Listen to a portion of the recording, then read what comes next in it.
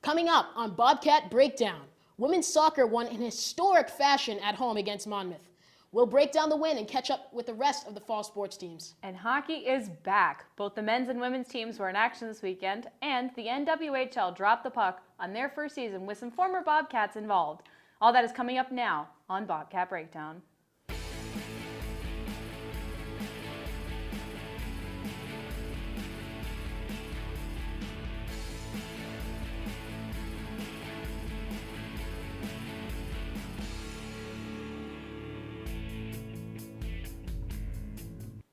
Hi everyone, and welcome to Bobcat Breakdown. My name's MJ Baird. And I'm Gabbi Riggi. MJ, we got a full slate of fall sports and winter sports. Let's kick it off. All right, let's start with the women's soccer team. Dave Clark's squad suffered a heartbreaking loss Thursday night at Marist. After falling behind by 2 goals in the second half, the Bobcats rallied back to force overtime. But a Marist goal with only 6 seconds remaining in double overtime, gave the Red Foxes the victory. However, Saturday, the Bobcats fought back to defeat the MAAC-leading Monmouth. The upset kept the MAAC tournament hopes alive for the Bobcats. Not only is Monmouth the top team in the MAAC, they are one of the top teams in the region. Freshman Nadia Gill scored in double overtime to defeat the Hawks. Gabby, how big was this win? I think both of these games as a whole are absolutely crucial. You know, this is a team they came in with low expectations. You usurped them coming in with that stellar out-of-conference play. Now to come in, look like they had a misstep, but to show that you're one of the best by beating and almost defeating the 2 top teams in the conference, that's astronomical for this team, MJ. I agree, Gabby. You got to think here. The young team went into Marist. Down 2, second half they come back and tie that up. That's resilience right there. Go into overtime, 6 seconds away from coming out with a point and losing that. How can that team react? Well, obviously, good coaching. Dave Clark must know what he's doing because come back home to face the league-leading squad, Monmouth Hawks, to beat them in double overtime as the last game when they lost. That's crazy. That's awesome. This young Bobcats team has great coaching to be able to come back and win such a game. I got to say that we have to be a little bit careful not to get too high on them. I think those out-of-conference kind of surprise put our expectations a lot higher on this team, and especially since the men's soccer team isn't doing as well. I think the fact that we now want to bank on this really hard and say, wow, like look at what this did. Yes, this team showed that they can buckle down and kind of work to put that offense in and put these games in overtime and keep these games close. But at the same time, they have to continue. Now they got the second half of the MAAC coming up. This is going to be, the tough stretch run here. And while these 2 games against top teams are great, you got to prove that you can get those wins you need against the lower teams too. So I'm excited about this. I think it's something you can hang your hat on as a team, especially as you said, this young team. But I don't want us to get too high on this because then, we got too high on them before, then we got disappointed again. So I think we got to keep a little more of an even keel with this team. Exactly. We do have to remember the Bobcats lost 5 of 6 after coming off winning 6 of the first 8. So we got too high on this team immediately, and that showed in the last 2 games. I'm sorry, the last 6 games where they came on that slide. So going forward, we got to make sure we're not overlooking this team, as you just said. But this win will make a difference when it comes to facing off against the other higher teams in the MAAC, and they say, oh, Quinnipiac they defeated Monmouth. So other teams are going to look at this and say, we do have to come into this game prepared, and Quinnipiac is a threat. Yeah, absolutely. I think people might see them as a little bit of a sleeper team. I feel like that's the way a lot of Quinnipiac teams go across the conference, where you might look at them and say, oh, maybe their out-of-conference isn't as good, or their out-of-conference was good, but their conference is subpar.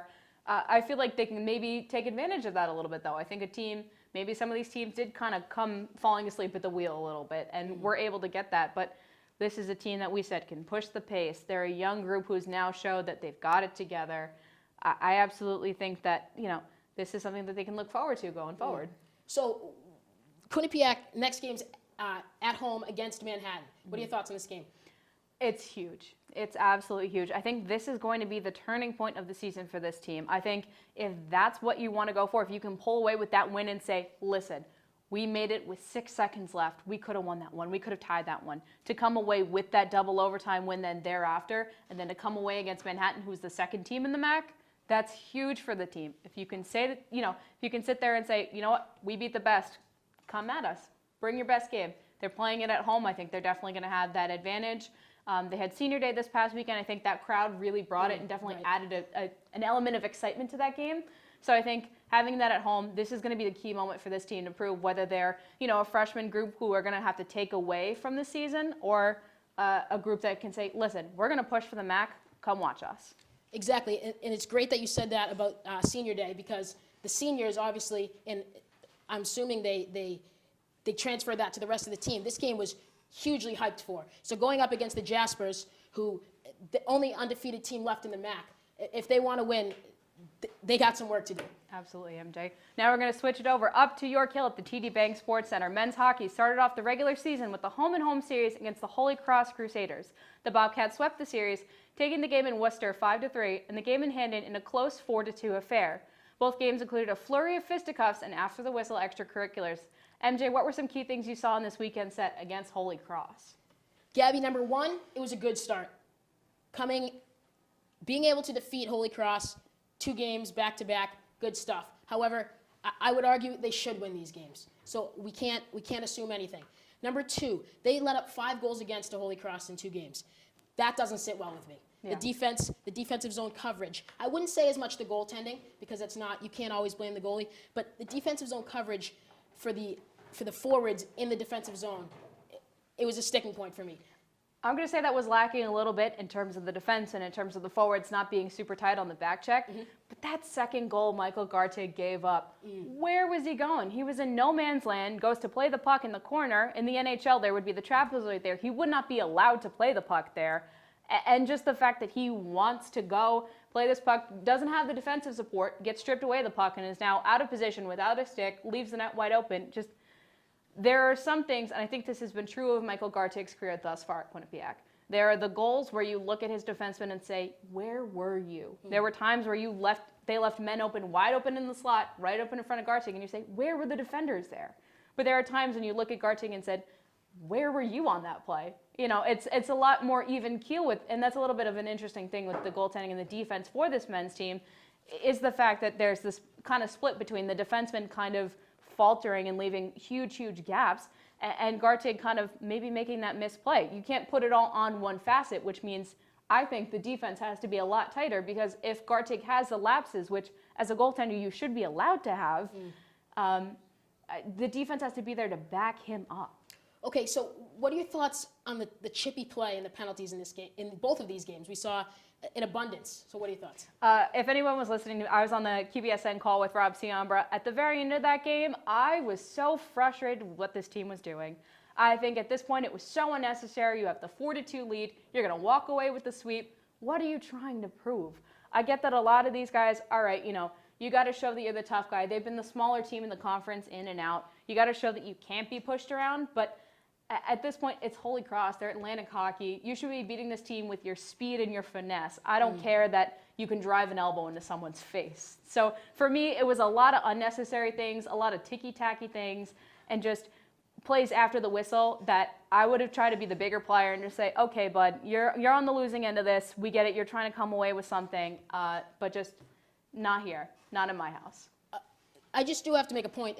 Too many penalties for the Bobcats too. They had 10 penalties in 2 games. Absolutely. They got lucky. Holy Cross had, They got lucky. Holy Cross had 12. But just a point to note: it wasn't just the Crusaders making the after the whistle. Oh no, it was both of them. Absolutely, I would say Quinnipiac.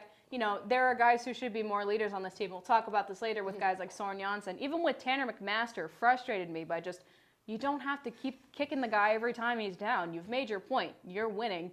That should be the main point of this. All right, Gabby, let's talk special teams. Okay. What do you think for the Bobcats? We had a little bit of this with the power play. The Bobcats, as we said, got a few opportunities on the power play. I'm still kind of iffy about it, as much as I'm someone who, I'm not as much of a fan of the 4 forwards, 1 defenseman, especially for this Quinnipiac team who we've said has forwards who don't back check. So for me, having these guys, while they may be 4 offensive juggernauts, I'm still not totally convinced. The penalty kill, though, wonderful. I love that they have both of the Clifton brothers out there at the same time. Connor Clifton is playing phenomenal defense. He's switched from playing this physical, more NHL-style defense to an actual, true defense, and I love that from him. So between his brother Tim winning every single faceoff and him making the smart defensive play, that penalty kill is great for this team. For me, Gabby, 10 power plays in 2 games for the Bobcats, 4 goals, shooting 40%. I'll take that all day. Absolutely. 40% on the power play. And like you said, on the penalty kill, it's been great. Bobcats have let up no goals in only 6 shots on 6 power plays in 2 games. For me, that's amazing. If the Bobcats can keep that up, the penalty kill, they'll do fine. So moving on, Arizona State comes to town on Thursday. New game for the Bobcats, big game. What do you think? I'm very, very excited to see this Arizona State team. This will be their 3rd game in the NCAAs as a Division I. They've had a strong reign as the club team in the Pac-12 kind of area. I'm excited to see where this brings hockey. I was thrilled a couple of years ago when Penn State was given a team. I like what they've done on both the men's and women's sides. So I'm really excited to see what Arizona has to bring, and I'm hoping that they're kind of the spurrier for bringing a Pac-12. I'm hoping to see some physicality, hoping to see some sick uniforms. Right. There's a lot that you can see, and it's a good kind of test for this Quinnipiac team because it's more leaning towards an exhibition because we really don't know too much about this team. They've played 2 games so far, but it's definitely an interesting test for them. Yeah, Arizona State, a brand new Division I team. We don't know what to expect. They got some players from the USHL, from the BCHL, but they have to get their name out there. They have to come east to play the Quinnipiacs, to play these good Division I teams, just to prove what they can do. So I'm interested to see how the Bobcats respond to that team. By no means can they take them lightly. Yeah. All right, well, when we come back, we'll stay on the ice to check how the women's hockey team did on their trip to Maine. And history was made this afternoon in Stamford. You won't want to miss it. Welcome to A Sheer Sensation, North Haven's premier cosmetology service, located at 140 Washington Avenue, minutes from Hamden. We offer an array of services, from basic cuts and colors to lash extensions and formaldehyde-free keratin treatments. We also provide hair chalk and styling for men. When you spend $60, your Q card will get you 10% off. Call us at 203-239-6477 to make your next appointment at A Sheer Sensation. My name is Doug Thoreau. For nearly 90 years, 3 generations of my family have been providing the highest quality repair service. Insurance companies will refer car owners to lesser quality shops to save money. At Thoreau Auto Body, we provide the highest quality repairs with a lifetime guarantee to maintain the safety and value of your car. That's the quality you deserve. Thoreau Auto Body, our best work goes unnoticed.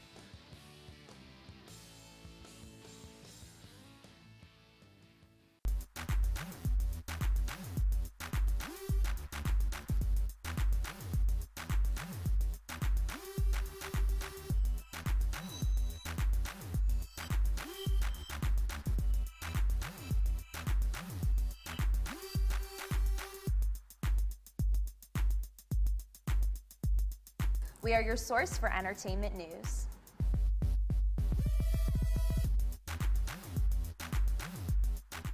Laser Medica Derma Centers is a new philosophy in skincare for all ages. We are dedicated to offering the most technologically advanced and least invasive skincare treatments. Show your Q card and receive 20% off any procedure. We also provide microdermabrasion and Botox treatments, all performed in a relaxing spa environment. We are conveniently located at 52 Washington Avenue in North Haven, just down the street from Quinnipiac's North Haven campus. Call to schedule a free consultation and find out how Laser Medica can give you smooth, sexy skin all year long. Thanks for sticking with us here on Bobcat Breakdown. The Bobcats traveled up to Orono, Maine this weekend for a 2-game set against the Black Bears. Cassandra Turner's squad swept the Black Bears, winning 3-1 on Friday and 5-1 on Saturday. Gabby, what are your thoughts on this weekend? I mean, it's kind of what we expected for this Quinnipiac women's team. I know, like I had said earlier, a lot of people were hitting the panic button with them, but I really didn't think that was necessary. They defeated Maine pretty handily in a 2-game homestand here last year. I was expecting them to come away with the win. I'm very happy to see that they got those 2 solid wins, only letting up 1 goal in each on the road. Gabby, the first game for me didn't cut it, Friday night's game.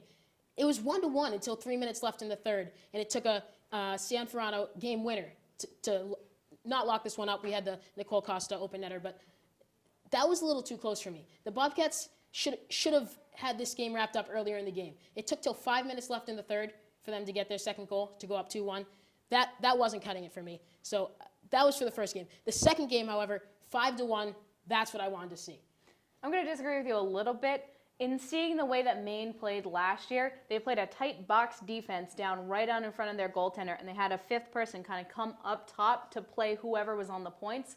They played a much closer game because that defense, I think, is still that same system. They know Quinnipiac is a team that's going to pepper them with shots. So I think, while we might not like that it was 3-1, obviously we're pleased with the result. But I think it's, Maine has a lot stronger of a defense than a lot of people give them credit for. They gave Quinnipiac, they showed themselves well last year against Quinnipiac. So I think I would say it's more of a credit to the Maine's defense than Quinnipiac's defense kind of sleeping against Maine.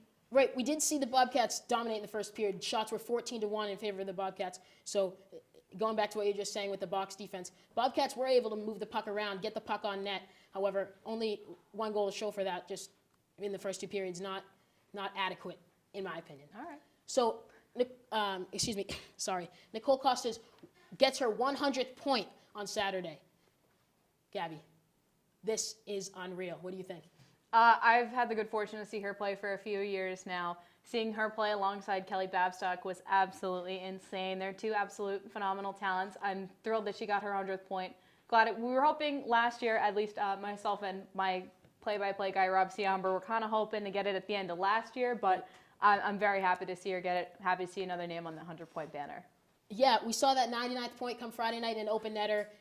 Good thing the 100th didn't come in open netter. I think she would have been a little sour about that. Yeah. But the power play goal in the second period on Saturday for her to get her 100th point, great to see. She's only the third Bobcat to do so, like you said, behind Babstock and Darkangelo. So I thought that was great. Good for her. Absolutely. So where do the Bobcats stand now in the ECAC? What is their going forward? What is their outlook? From the get-go, I've put them as a team who's really had to look out for Harvard and Clarkson. I see them as a number 3 team this whole year. I think this preseason and this beginning of this out-of-conference play has been very strong for them. I'm very pleased that the defense has been able to keep clicking. I love that second line for the team of Woods, Samoskevich, and Cian Ferrano. You hear that would be a lot of teams' first line. Right. So the fact that the Bobcats have enough depth to make that their second line, they're just absolutely gunning for it. I think, people may have had questions about Sydney Rossman, but they had questions about Chelsea Layden when she came in 2 years ago herself. So I'm just very thrilled. I think this team is going to make a push for it. I have a lot of confidence in this team. Gabby, I 100% agree with you on this one. The Bobcats, like you said, I see them as a 2-3-4 team. But the way they've started have impressed me. Like you said, Samoskevich, Cian Ferrano on that first line, doing work, basically. Dominating. We saw Samoskevich 6 points in the first 5 games of the season. That's great. That's great for a second liner. Mm-hmm. So going forward, I think that's something the Bobcats are going to look to build upon that second line and see what they can do the rest of the year. The Bobcats face off against Western in an exhibition game next week. An exhibition game in the middle of the season. Yep. What's up with that? For me, I think it might have just been poor scheduling. In talking to Ray Pecknold, he said that the schedules get made, a lot farther in advance. So it might have just been kind of a weird coincidence that Western came down. I really don't like this for this team, though. I think it could be something where you come in a little slower against a team where you say, okay, we've played the McGills, we played all these other Canadian university teams. What's now? It's not going to help them push their pace. I think, there can only really be room for fault rather than room for more growth from this team. I think they're at a higher level of pace. This team might drag them down a little bit. I agree, Gabby, 100% again here for this reason. The Bobcats are going in to an exhibition game where it means nothing. So we got to be concerned about a lot of things here. The first maybe being injuries, but put that aside. This exhibition game in the middle of the season, no good for me. I completely agree, MJ. The National Women's Hockey League dropped the puck on its inaugural season as the first paid professional women's hockey league. I spoke to a few former Quinnipiac players at this week's practice with the Connecticut Whale. Take a look. Interested in making history? 5 former Quinnipiac hockey players just did. The National Women's Hockey League dropped the puck on its first season Sunday, kicking off the year as the first paid professional women's hockey league in North America. It's awesome. I mean, I never would have thought this growing up that we would have been where we are now, so it's really exciting. I'm pretty excited for this opportunity and honored to be a part of this league. We got the first couple practices under our belt. We played a couple exhibition games, and now our first big game's coming up, so it's pretty surreal, to be honest. Quinnipiac has prepared me for basically everything for the rest of my life. With hockey, with school, you know, I learned what hard work was there. I made a lot of really good connections there. Professors helped me through the education part. Quinnipiac is definitely a place that will set you up for success as a professional athlete, as a future doctor. It's an all-around pretty great school. It helped me become the player who I am. Like, everything I went through made me stronger, made me more in shape. Members of the Quinnipiac women's ice hockey team's 100-point club, Kelly Babstock and Cheyenne D'Arcangelo, along with program best goaltender Chelsea Layden, suited up for the Connecticut Whale, based in Stamford. It's exciting being able to put on the Whale jersey and say you're the first ever professional women's hockey player to get paid in the United States is also an incredible thing. The whole idea is awesome. Looking forward to the puck drop, first puck drop of the professional hockey league, and it's going to be really exciting out here. And it's just exciting because we're making history, and that's really cool. Not many people can say that, so it's going to be fun to be a part of. While the players' mission is simple, Ryland sees a broad and bright future to the 4-team league. In a couple years, the next generation will get to play, and maybe the U.S. national team or the Canadian national team will be stronger because these athletes had somewhere to continue to compete and reach their peak even. And then you think of 10, 15 years from now, there may be a little girl that started playing hockey because of the Connecticut Whale, because of Kelly Babstock. It may be a small thing right now, but the ripple effects are going to be huge. I'm Gabby Riggi, Q30 Sports. The Connecticut Whale defeated the New York Riveters 4-1. The full piece, including an interview with Commissioner Danny Ryland, will be available on our website, q30television.com. Now MJ. Men's soccer remains winless after 2 hard losses against Monmouth and Marist. What's been the biggest change for you this year and between this year and last year's team? There's been 2 big changes for me, Gabby. The first, obviously, the goaltending. We don't have Borja in net. And that we can't expect Tristan Henry to be Borja. We know that. But a little better from him is going to go a long way for this Bobcats team. And number 2 is the offense. We can't keep saying, oh, Tristan Henry this, Tristan Henry that, if the Bobcats aren't scoring either. We have a defender in Toby Esch as tied for the the team lead in goal scoring. That can't happen. Absolutely. I think we've kind of said these same points over and over again, and it's hard when a team is winless to try to say new things about them. I think you hit it right on the head with Borja. There are teams who had career goalies and were able to fill in, like the women's hockey team, but they're really struggling without Borja. That with being bit by the injury bug and just missing some of their guys up front, I think it's just kind of been a tough break for this team this year. Hopefully they can bring in and fill in some new recruits. I'm glad to see some bench guys get more time. Hopefully that can strengthen the team going farther in the MAAC next couple of years. 2, on the offensive side, only 1/3 of the Bobcat shot attempts have actually been on target. And I had a hockey coach back in the day. He said to me, if it's not on, it's not in, okay? And this fits the Bobcats perfectly right here. If they're not putting the ball on the cage, they're not going to score. And we see they haven't been scoring. So my number 1 thing here, the Bobcats need to put the puck on target moving forward. Absolutely. All right, Gabby, we're going to take a quick break, but when we return, we'll catch you up on the recent women's rugby and women's field hockey action. And of course, our step up and sit down performances of the week. Don't go anywhere. Welcome to Joya Spa and Salon in Hamden. Whether you want a new look or the perfect wedding day hair, come to us for complete hair and nail care, cuts, styles, updos, extensions, and beautiful dimensional hair color, as well as manis and pedis, acrylics, gels, and shellac. Treat yourself to a facial, a peel, or microdermabrasion. Relax with a variety of massage techniques, including Swedish and hot stone massage. Joya Spa and Salon. Call today.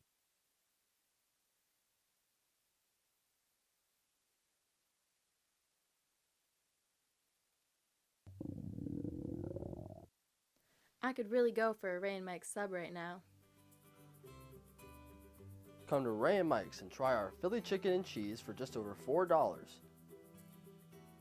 Giant cheesesteak subs and mouth-watering boar's head sandwiches for as low as $4.75.